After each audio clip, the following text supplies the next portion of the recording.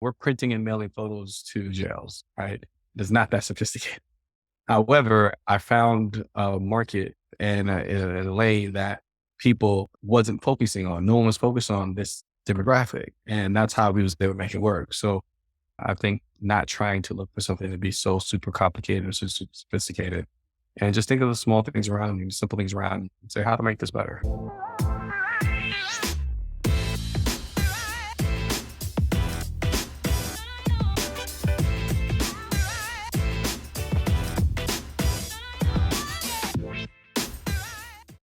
Hello, everyone.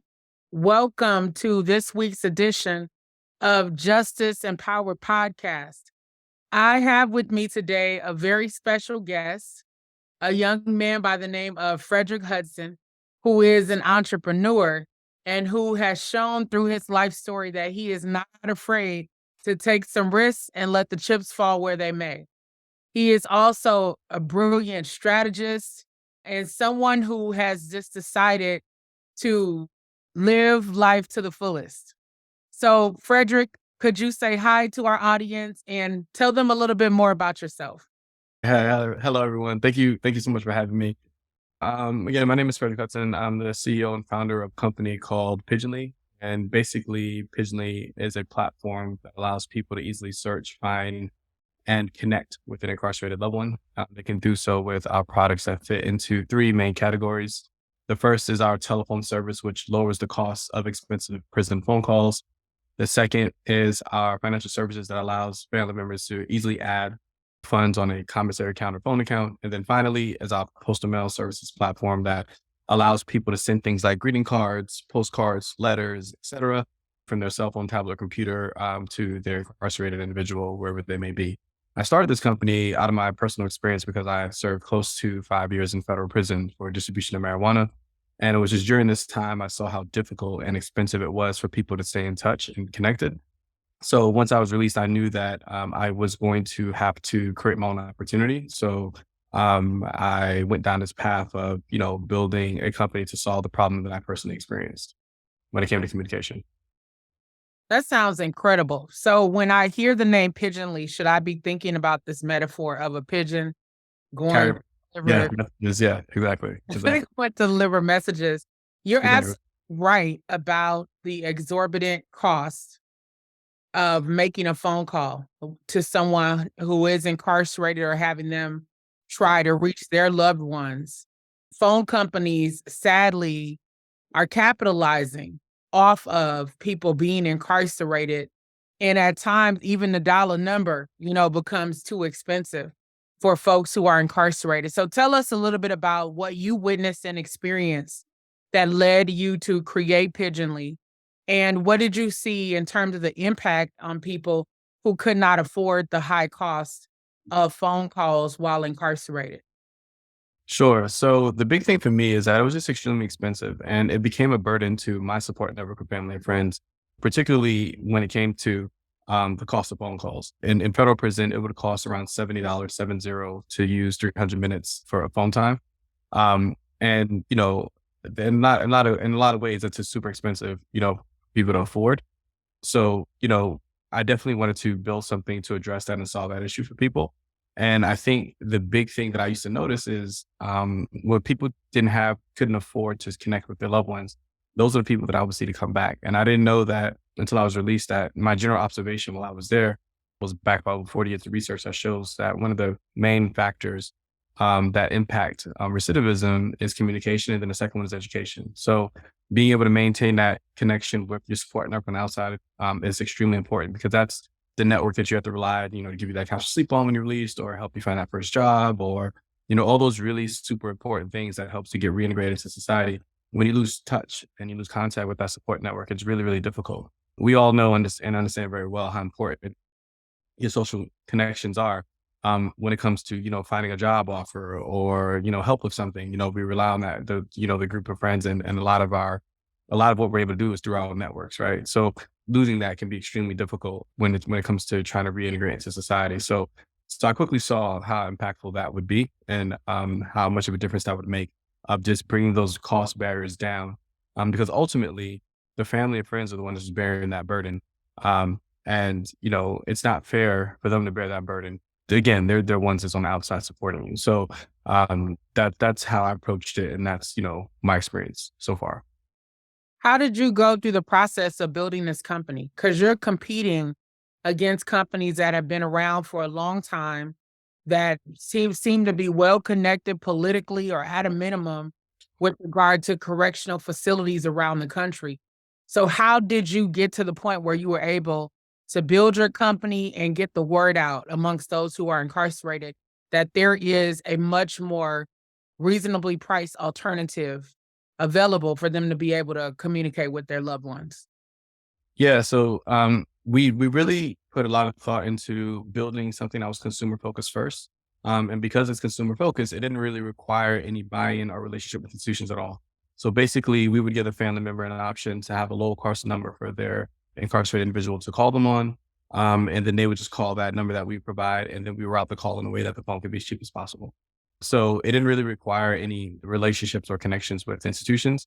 However, because it was so disruptive and because it did lower the amount of money that some of these prison phone companies could generate, there were sometimes instances where they would try to block our phone calls or block the numbers or things like that. But, there were some FCC rulings back in, I want to say 2017, 2018, that basically made it illegal for prison phone providers to arbitrarily block telephone numbers solely based off of someone using that number to have a lower cost call, right? So the logic is, no company or entity should be able to tell you if you should be able to use Verizon or T-Mobile or AT&T, right? You have the ability to use any phone company you want. And as long as we were registered as an actual phone company, following all the rules and regulations, consumers had every right to use us as their service provider when they want to receive a call from an incarcerated individual. That's incredible. I'm proud of you Thank you. for seeing an issue, seeing a problem, and then using your natural entrepreneurship skills as well as your experiences in order to come up with a solution. Like, that's absolutely phenomenal. And I know that you have helped to lessen the burden on families that have an incarcerated loved one and for whom, experience a number of the barriers that we just talked about. Right. Kudos to you for taking those steps and going through the process and hanging in there, because you've made a huge difference already. Right. Thank you. Can you talk to us a little bit about your background? So, from my understanding, you were in the military at one point in time, and then you made a decision to launch an underground business, which, I want you to get into, Yeah. and talk about the origins of what happened, what unfolded, and, where you are today in terms Sure. of the process. Sure. So yeah, so out of high school, I joined the Air Force. The Air Force, was something that was on my radar simply because at the time, one of the most successful people in my family was my uncle at the time, and he was an Air Force veteran. So to me, I saw that as an option. I wasn't really interested in going to college. That wasn't something that was really appealing to me. Where I grew up and the people that I was around, that wasn't something that you saw a lot of. So again, it wasn't something that I even saw considered as an option. And I had already always been growing up. I always been entrepreneurial growing up, right? Always doing stuff, whether it be lawn services or just whatever it was. So I always had already had that mindset. So long story short, went to the Air Force and I worked on F-16 fighter crafts and Air Force again, using, my skills when it came to troubleshooting. I think entrepreneurial skills is like an overall umbrella, but I think the real core skills and the real core things that I've always been good at is troubleshooting. So I've always been good at identifying a problem and then identifying the solution for it. Right. And that's what I've always done. So even in the military, that's what I did on aircrafts. Right. So something wasn't working right. You figured out what was wrong with it and then you fixed it.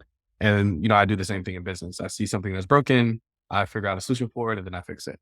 And what I've come to find out is that, if you create a solution that's good enough, most people would be happy to pay you for the solution. And then that is what we all call businesses, right? That's really what it comes down to. So, but during that time when I was in the military, I grew up in St. Petersburg, Florida. And a lot of people that I know and a lot of people I was around, they all, either sold drugs, was related in the activity of drugs, one way or another. So I was always grew up around it, was always around that. For most of my high school years and childhood years, I avoided most of it. And then it just got to the point, once I was in the military, I had started a business, a window tinting shop business, as I was getting out the military. And then some of my friends and people I grew up with and family members, I saw how they was moving marijuana from Arizona to Florida. And I saw the process in which they were doing it. And this was way before the legalization that's going on today. Because, for example, I live in Las Vegas and marijuana is completely legal in Las Vegas. Medicinally, you go in the store and buy it like you do in the 7-Eleven. And, I noticed and I saw how they were at the time moving the marijuana from one state to another. And I knew I could make it a lot more efficient. I knew I could make it a lot more faster. And then it got so good that I got caught the federal government's attention. And then I was indicted when I was 23. Yeah, 23 for distribution of 8,000 pounds of marijuana. So basically was moving a lot of weed from Nogales, Mexico through Phoenix and Nevada, and then from Nevada to different parts of Florida where it was sold. So during that time, I got really good at, moving a lot of weed very efficiently and also managing people in different locations, between Mexico and United States and different states and stuff like that. And then again, just using those, just learning, I guess, on the job and strengthening my entrepreneurial muscle just from going through that process. And, like I mentioned before, back then, there wasn't any talks of legalization of marijuana at the time. So it's, Okay. definitely was a federal offense. And it wasn't until I was indicted because I was so far into it. You do something for so long, you even forget that it's illegal at some point because it becomes so normal, right? Mhm. So, and it wasn't until that I realized that I got myself into something that was going to be, really difficult to get myself out of. And I really had no concept and understanding how the criminal justice system worked. I thought that since you don't have, you're not caught with weed in your lap, that, you can't prove anything. It's fine. I didn't really understand how conspiracy worked. I didn't really understand how all those different things happen. So I was just kind of just thrown into it and going through that process, of learning and understanding how the criminal justice system works, and how unequitable it is. That was that processing experience for me. But on the other side of it, as I look back, I don't have any regrets for anything that I've done or not done. But I do think that because of my experience, I'm well suited to address and fix some of the issues that I've experienced to create a better option for other people. That's powerful. What year did all of this start? So it started probably maybe 2006, 2007-ish. That I was indicted in 2007, I believe.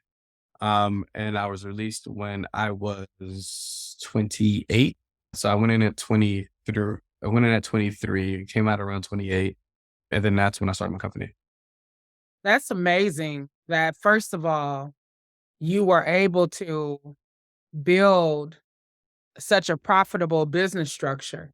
Mhm. About how much were you bringing in on average each year? I would say probably had to be in the millions for sure. Mhm. Yearly for sure. Because I mean, at that time, I mean, you would be able to, buy a pound and around the 2 to 300 range, and then the street value at that time was between 900 to 1100. So when you're talking about doing thousands and thousands and thousands of pounds at a time, every year, it adds up pretty quick. Even Mhm. though in that game, it's a lot of shrinkage. It's a lot of ups and downs. So you have stuff that gets compensated, you have stuff that gets stolen. So there's a lot of things that happen that prevent it from just being a sharp increase. You're always, gaining ground, losing a little bit of ground, gaining ground, losing a little bit of ground. It's a lot of that. But overall, net, yeah. I mean, it would rival any other legitimate business for sure when it comes to, the amount of revenue you're generating and the amount of people you have and logistics that's involved. I mean, it's a very logistical thing to be able to move products from one country to another country across multiple states. So it can be very logistically involved. So yeah, so I always respect when I see people from our community that are involved in that trade or have been involved in that trade because you have the mental prowess to do it and the entrepreneurial ability to do it. And a lot of times it's just lack of being able to focus that on a different product or a different industry. I always tell people all the time, it's like some of the most intelligent and brilliant people that I've met have been in prison, right? So, and the type of mental capacity that people have, again, they just applied it to the wrong thing, like I did. You can apply that to any other legitimate business, and you would rival just about any other person that's coming out of, that has an MBA degree, right? So I always remind people that all the time is a lot of times just because we don't know the language of business, we may not know, how to speak it. It can be very intimidating, but don't get it twisted. Like, the skill sets are the same and these folks, they definitely have the skill sets to run circles around a lot of, the people that we admire in the business world today. I wish that more people in our community knew and understood that they do have a lot of power to be able to operate a business above ground, Yep. right? Like you said, back then when all of this was happening, we hadn't seen the push for legalization that we do today. In the past, we would see demonization, Yep. primarily of Black men and Latino men who were caught up in the drug trade. And Yep. now that you have wealthy white men entering They're the bu celebrating. it's being sanitized and Yeah. celebrated and supported and Yep. written into legislation, it's like, "Wait a minute. Yep. How did the Yep. tide suddenly turn from Right. something they told us, dare to say no, this is bad, this is tearing up our community,' to now it's a whole new ballgame?" Right. Like, do you look back at that sometimes and just wonder, like, how do they get away with this? It just seems I so mean, hypocritical. it's to me when I think of the system of white supremacy in general and in this country, and I think about how things are used in the hypocrisy of our system in so many ways, it doesn't surprise me. I mean, you've seen this time and time again, right? So, in anything that we as Black people in this country gravitate to as sort of empowerment is tore down or is repackaged, sanitized, and then the same thing's given. And then now all the people who were criminalized for it, now you can't participate. And now, all these millions and billions are being made, right? So we've seen it time and time again. We've seen examples of this all along. And I think this is where I always point to the systemic issues of racism. Not so much just someone calling you a bad word, like whatever, that's whatever. I don't care about that. I'm more so focused on like the system because that's the quiet thing that people are not paying attention to. And that's the thing that's in the background that actually impact my life as a Black man. Not so much about, someone who doesn't like me or wants to say bad word, whatever, like whatever. You can say however you feel, but it's more so this invisible system that may impact what business I can get into or might impact, my outcome if I have to deal with the criminal justice system or might impact, my bank loan, might impact, where I can buy a house at. It's just like the system that's set up. That's what people need to focus more on and dismantling. And it's less about the stuff that gets most of the attention, as far as like what people are saying or, words are being canceled and all the other kind of stuff. It's less about that and more about the system. Mhm. So let's talk about the system for a minute. What are some things that you learned about what happens in the criminal justice system that you think that viewers need to know? And particularly those who are trying to avoid the system. What are some lessons that you want to share with? I mean, I think overall, obviously stay out of it. Do everything you're about to not be about because it's a stigma and it's something that can really derail your life and the life of your loved ones in a significant way. That's number one. In general, when I think about, the criminal justice system, because the odds are stacked against you if you're a Black or brown person, I would see two people, same crime, same backgrounds, and different races get drastically different sentences. And I think that's the problem, right? I think it's important to understand that, the price that you're going to pay is not necessarily going to be fair. It's not going to be even matched whatever crime you committed, right? So I think that's a big number one is just to stay as far away from it as you possibly can. I do think that, is one of those things where you have to, for the people that you do notice in the system, extend grace and extend compassion to be that supporting person, as they're getting out to reintegrate, right? So support may not necessarily always be, you're writing giving someone money or anything like that. It might just be, hey, maybe I can get you at my job at this position, or maybe I can do a referral to try to help you out in this way, or so on and so forth. Maybe I can write a letter for your probation. And I think it's small things like that that can be really impactful that we may not put a lot of value that can really be helped people once they're released. And I think that's what's more important. Like the folks that, I think the biggest thing is try to avoid it altogether. But then for the people who are coming out, try to, as much as you possibly can, a lot of people run businesses or own businesses, employ someone who's being released. I mean, in my experience, like my company now, we employ about half of our team that's previously incarcerated. And they're in every level from engineering to fulfillment to marketing to executive levels. And what we find is that, perform very well, right? And they have great work ethic and in some cases, arguably, they care more than people who can get opportunity anywhere and everywhere, right? So I think there's a benefit in expanding that.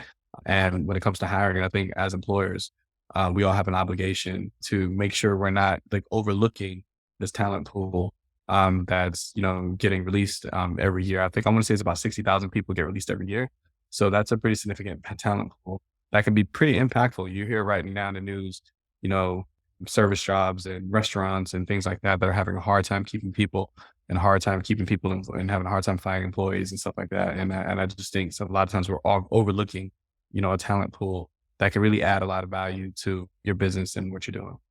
Mhm. Well, what you're referring to when you're talking about the barriers that people encounter when they're coming out of the justice system, for those who may not know, is known as collateral consequences.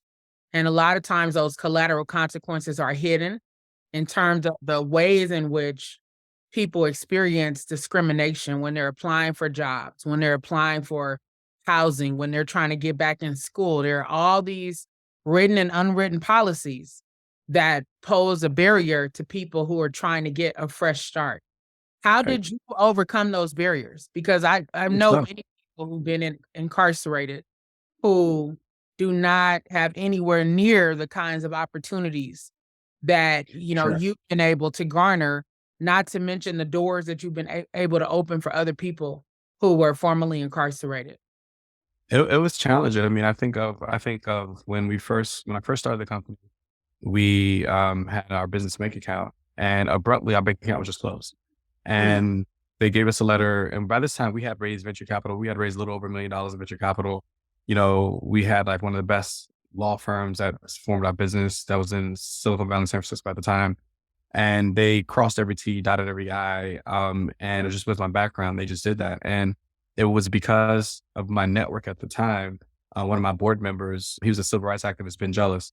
And I reached out to him and said, "Hey, this happened." And he made phone calls and they're like, "Oh, okay, we'll fix it." Right. Because they didn't want somebody like him, making a big deal out of it and making it super public.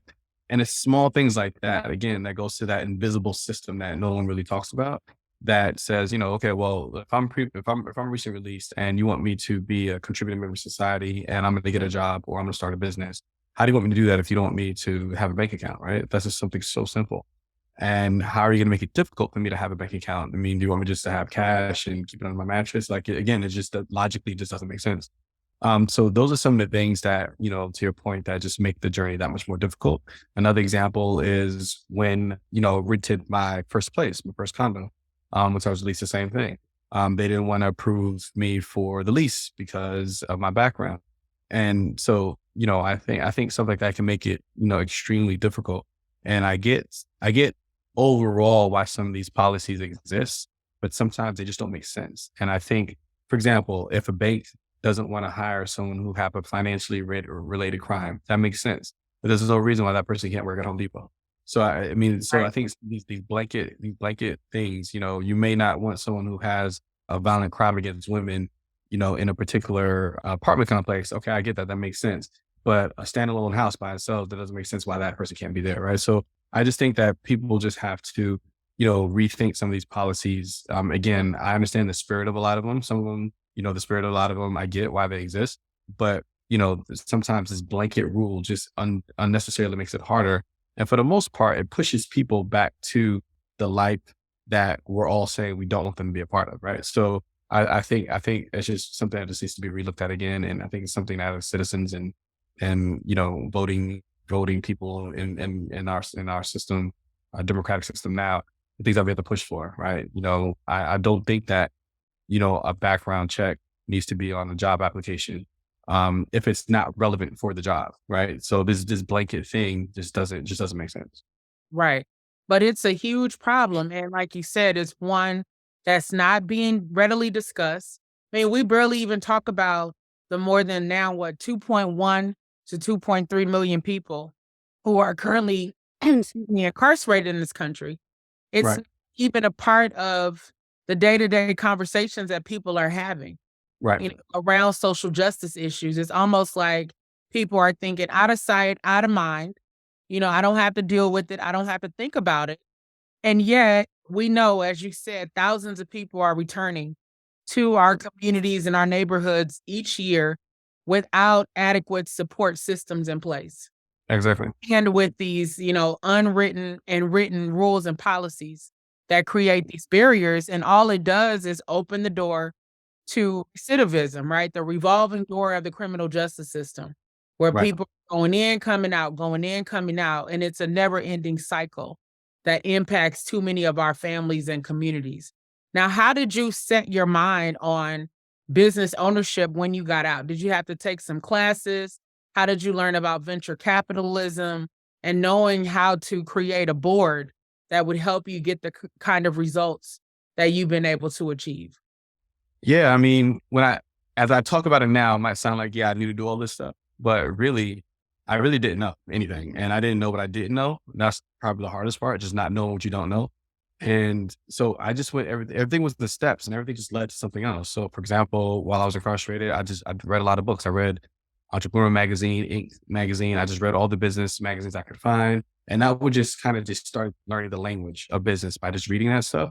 I started reading Wall Street Journal and stuff like that, and you really do become what you consume. Mhm. And the more I read that, then I was able to connect the dots. Well, okay, I already understood this concept. I didn't know it was called profit and loss, but I understood this concept already, and then I was able to start connecting those dots. So then I was like, oh yeah, I actually know more than I knew that I knew, Mm. just because I didn't know the language of it. So as I did a lot of that, and then once I was released, when decided on what business I was going to do, I think the motivating factor for me was I just didn't want to rely on somebody to give me an opportunity, so I wanted to create my own.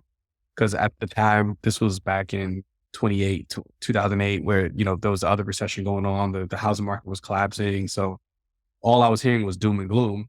Right. So I just that I wanted to be able to create my own opportunity. So I was thinking about what can I create and do if I can solve a problem that people be willing to pay me for a solution. And one thing just led to another. So when I realized here's a product that I want to build, I said, okay, well, I don't know how to build technology products. All right, how do I find somebody? So I Googled, how do you find someone? And then I saw websites called Freelancer or Odesk where you can hire developers. And I said, okay, cool, I'll start there. So again, it was just a process of just trying one thing after another, figuring it out, and then learning as I was going because I really didn't have background in any of this.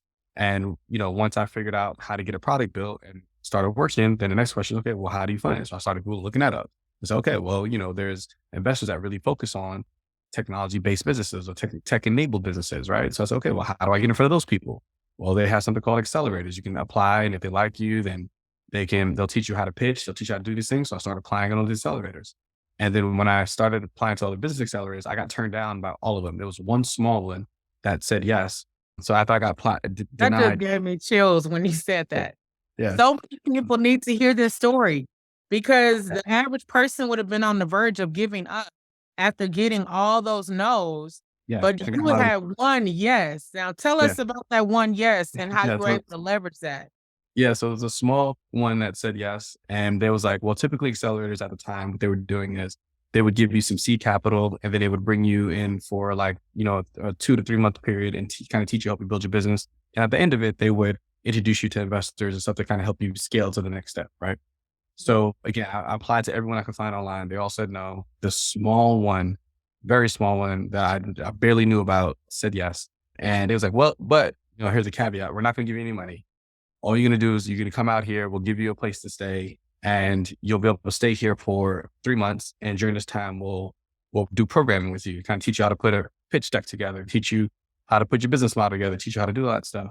And I was on probation at the time. So I was like, shit, I got to try to get over to San Francisco. I'm in Tampa, Florida. How am I going to work all this out? And I just thought I'm going to go. So I did it. And it Probation wasn't, officer was cool with you.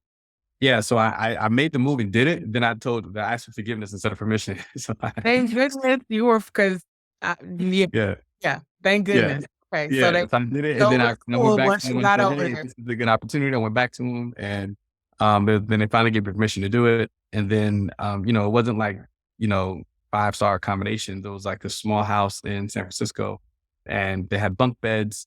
And I had a bunk bed, and I was in that bunk bed for 3 weeks. I mean, 3 months. And during that Well, time, I you were looked humble, right? Because for sure. that's the only way to get to that point and realize, okay, this is a test, basically, Yeah, yeah, right? How and, hungry am I right, for the success that I say that I want?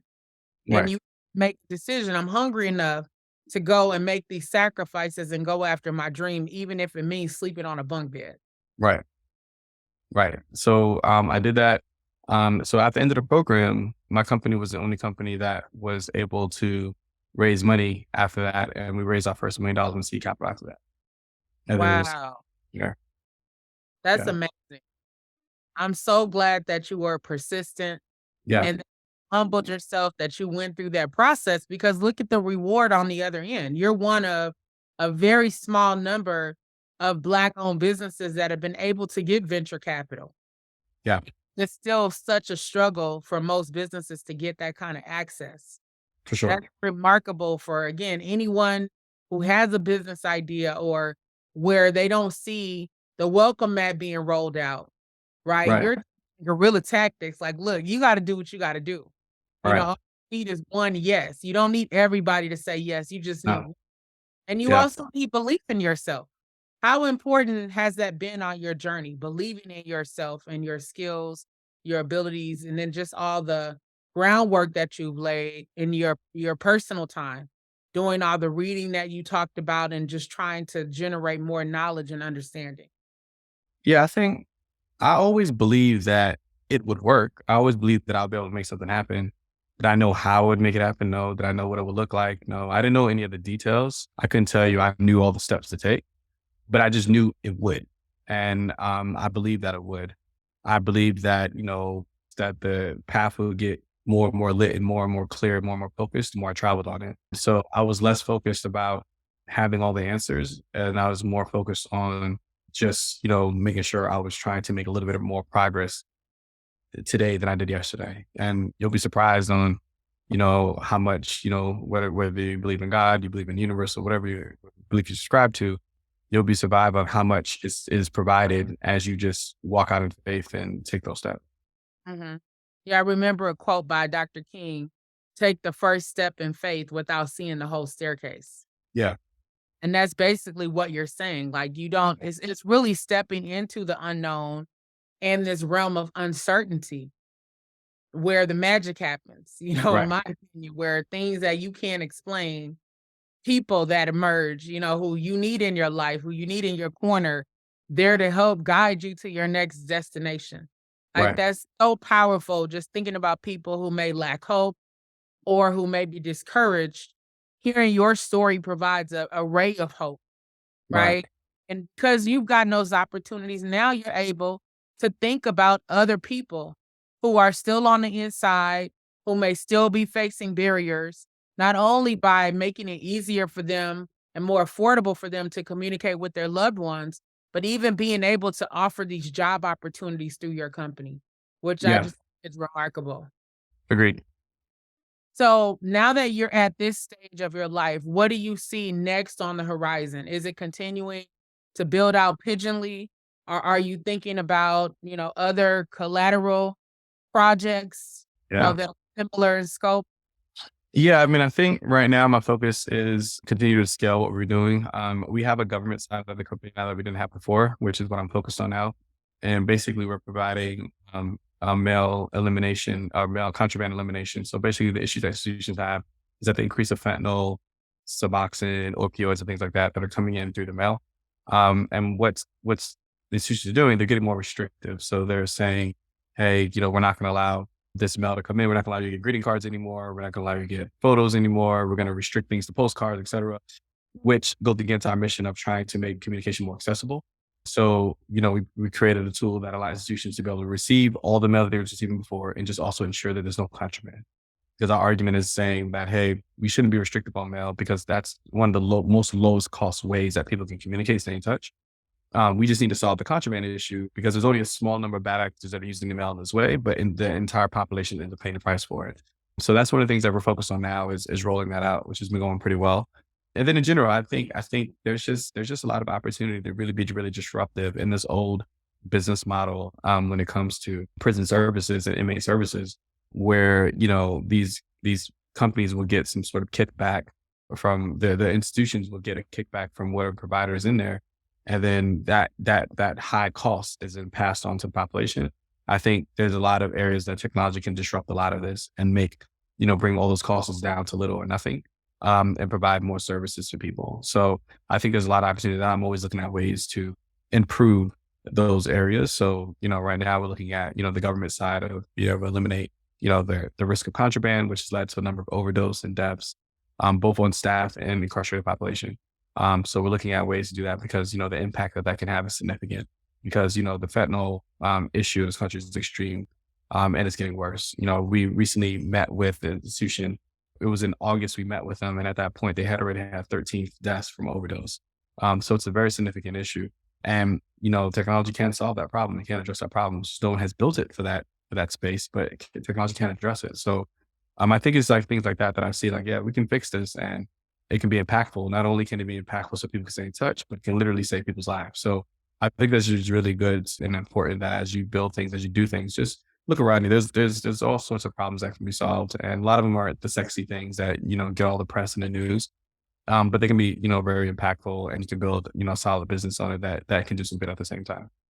Have you ever testified before a legislative body or Congress, or do you plan to with regard to what's happening right now with, again, the high cost of prison phone calls and just some of the barriers to communication that happen? No, I have not, but I'm definitely open to. If I ever was called upon, I definitely would. Yeah. So I haven't had the opportunity to do that yet. But we have started working and doing stuff in DC as far as the contraband elimination stuff. But yeah, I have not done it yet. How was your business impacted during the COVID-19 epidemic? Did you see an increase in people using Pigeonly or a Yeah. decrease during Because this? during that time, the institutions, they restricted all visits. They didn't allow people to do in-person visits. So obviously, other means of communication skyrocketed, right? So that would be, letters, greeting cards, postcards, that type of stuff, right? So we did see that. We did see a small bump in that. It wasn't super big, but we did see an increase in that. It didn't really affect us that much. But we did notice that, the thing that we also saw was that because people could do in-person visits, things like video visitation, things like that, there was an increase in that. However, there's high costs associated with that, right? So that cut the other way from people. But again, that's not in our lane that we don't have any solution for that right now. But that is something we noticed where family members say, yeah, can't do the in-person visits anymore, but now our communication cost is a lot more expensive because it's our only form of communication now. Mhm. How do people sign up for your services? They just go to our website. They can go to pigeonly.com. They can create an account. They can look for their loved one, put in the information. Our system will search and find who that person is. Once they're added as a contact, they then can just, start sending them letters or request a phone number so they can be reached on their number at lower cost. That's pretty much it. So we try to make it really, really easy. I really focus on product a lot to make it the most simple and easiest thing to navigate. And, that's what we have. Mhm. I wanna go back to something you had talked about earlier when you were talking about the inherent business skills that you had gained and that you learned. Like, I can relate to that from working with young people who, particularly young Black men, in the past, who have been in the criminal justice system or gangs, some of whom, were low level, drug dealers in their community. And one of the things that we that my this is when I taught law. My law students and I would work with these young men.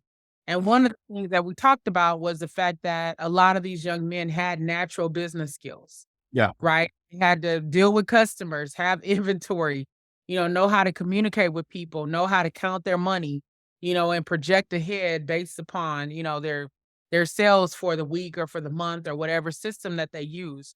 So one of the things that we did was we created a couple of small businesses, one of which was coffee, right? It was called Brotherhood Brew Coffee, strong Black coffee, that these young men were able to go out and sell using those skills. And what was interesting when we were talking to the young men, it was us trying to remind them, like, you guys already know how to do this.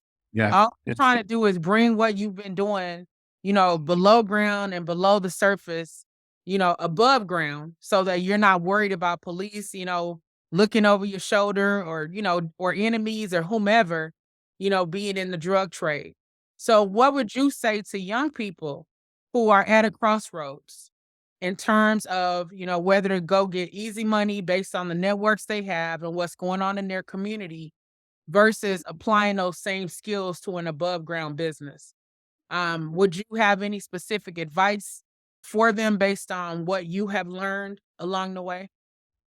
Yeah, I would say, definitely focus on the problem. I know a lot of people always thinking about, what am I going to do? All right. I don't know what I'm going to do. I don't have an idea. And I think sometimes we're looking far abstract of what this thing is. We think it's somewhere else, and it's really just right around you. And I think just take an inventory of everything around you. Every time you go out through the day, you're like, I wish there was a better way to do this. That's your $1 million idea. And it can be that simple. It doesn't have to be anything super sophisticated. You don't have to feel like you have to be some sort of engineer, or you don't have to know how to write code on software and all that stuff, because there's tools now. Is one of the best times as far as in history, as far as where technology is for someone to get something off the ground. Like, there's so many tools and things, and don't be afraid just to go and search and see what's out there. Also, don't be afraid to talk to other people about your idea, because you have no idea how much resources or someone around you. People talk to me about stuff all the time, like, "Oh yeah, I know. Why don't you try this?" Or I might have heard something and say, "Oh yeah, I saw something. This might be helping you what you're trying to do, right?" And a lot of times I'll talk to other people, and they do that for me too. They'll bring something to my attention that it might be something so simple that just I just didn't think about it. So I think it's really important to not be afraid to talk. Sometimes we hold our ideas so close, we're so worried about somebody stealing it or whatever. And I think in the beginning, it's okay to talk to people about what you're planning on doing, because it takes more than somebody just hearing an idea. They have to have your drive and your all those things to actually bring it to life. So I think it's okay to talk and share your ideas with people, and say, hey, this is what I'm thinking about. What's your feedback on it, and what's your thoughts on it, and get the information. But I think fundamentally, it's just really important to just think about solving a very simple problem that you understand, right?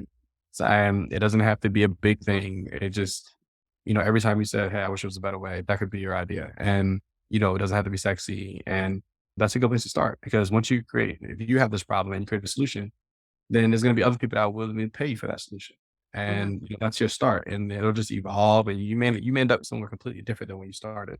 But that's the point. You just you go through the process, and the journey will take you where it takes you. That's my advice on where to start is, just looking at what's right around you, what's authentic to you, what you understand, and go from there. And it doesn't always have to be anything new, right? You can do something that's been done 100 times, and you can just put your spin to it and do it your way. Or you can say, I can do, something that everyone else is doing, but I have a unique way to get in front of a certain target demographic, a certain target customer base that I feel like I can get in front of, that other people can get in front of, and you can deliver the same solution. So I don't think we have to try to look for these drastically unique and one of a kind. And like we're printing and mailing photos to jails, right?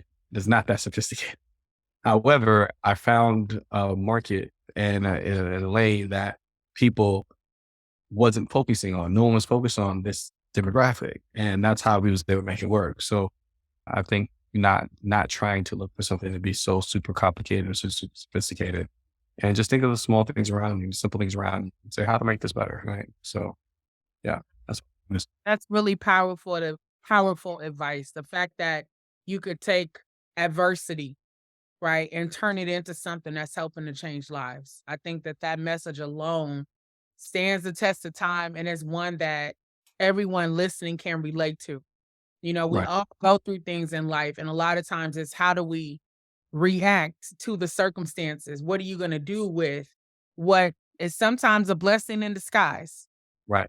Which is what I'm reminded of as I hear your story and everything you were able to overcome. And the fact that you were able to be out still in your 20s and having your whole life ahead of you after what you went through, after you left the Air Force. I mean, that's incredible all by itself, let Mhm. alone what you've now done with this new leaf that you've been able to turn over, and all the impact that you've been able to have. So hats off to you Thank you. for everything you've done and, just your influence, just the doors that you've been able to open and your vision. You're a visionary leader, and you didn't let adversity stop you from believing in yourself and what's possible and what's next. So I'm just personally proud of you. I'm excited for you, Thank you. and I'm glad that we had this opportunity to be in community together and to Thank you. share aspects of your story with everyone who's listening. Thank you. Thank you for having me. Absolutely. Thank you so much. I know we'll be hearing more from you in the future. I will definitely check out Pigeonly and I'll let other people know about it. It's really powerful to have a Black owned resource like that because so often what you hear are these large companies who don't care about the people who are incarcerated, who are just trying to make a profit. But to have someone with your background, your experience to make this kind of product, I think is just exceptional. So Thank thank you. you. Thank you. Thank you.